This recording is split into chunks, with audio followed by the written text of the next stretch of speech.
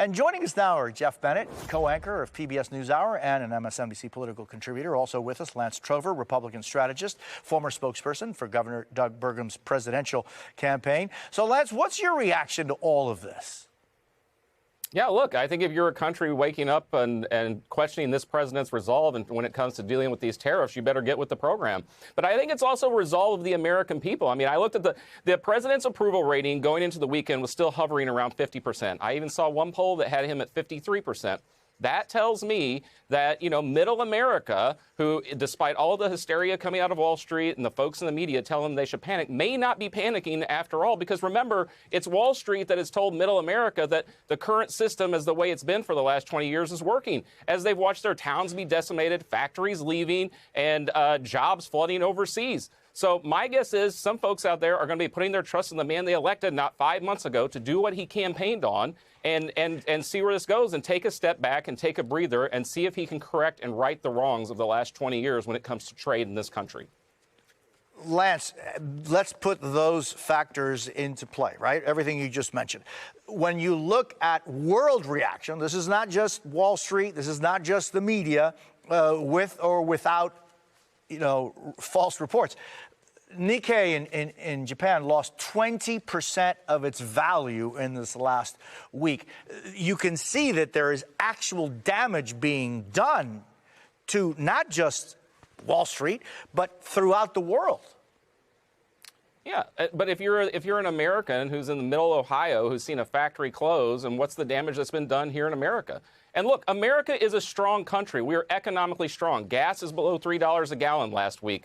Egg prices are coming down. We saw a jobs report that was beyond what anybody's expectations would have been for the month of March. So we are an economically strong country, and we can deal with this. But the fact of the matter is, and I don't know of any economist who disagrees with the president, that there has been a trade imbalance for decades in this country. And finally, somebody is coming in and standing up to it. Yes, there's absolutely going to be some markets being rocked, but I think there is some resolve, particularly with the American people, that say, hey, maybe we need to try a different path here because the way it's been going has not been working in America's favor.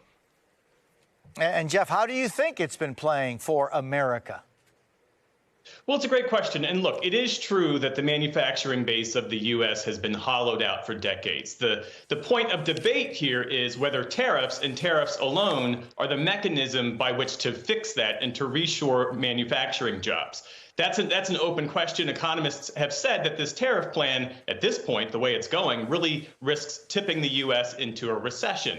And Jose, the conversation you were having with Brian earlier about the tariffs, the potential retaliatory tariffs that face China, whether it's 30% or 50% or 70 or 100%, no one really knows. And that speaks to, in the short term, the uncertainty and the chaos that, as we are looking at the latest Dow numbers, off by almost 1.5% now, in real time, that the markets, businesses, the American people are having a really hard time trying to absorb this chaos and uncertainty. And if you look at Capitol Hill, there's some warning signs there flashing for the president. You have 7 Republicans in the Senate joining with this bipartisan bill to have Congress claw back its responsibility for issuing tariffs.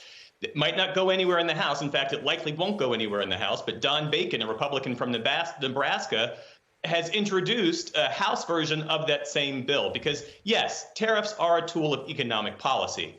But if you look at tariffs as a political tool, there are Democrats and Republicans who say this gives a president, in this case Donald Trump, but it gives a president too much power. It sets a president up to be the arbiter of economic winners and losers. And it disrupts and subverts the free market system. So to Lance's point about how the U.S. is economically strong, well, yes, the U.S. is a rich, powerful, economically strong country because the U.S. has benefited from the free economic system that this country set up and has steered for generations. And now Donald Trump is trying to undo that. But as he works to undo it, he certainly, you could argue, owes the American people an explanation, a real-time explanation of what his plan is and what his end game is, Jose.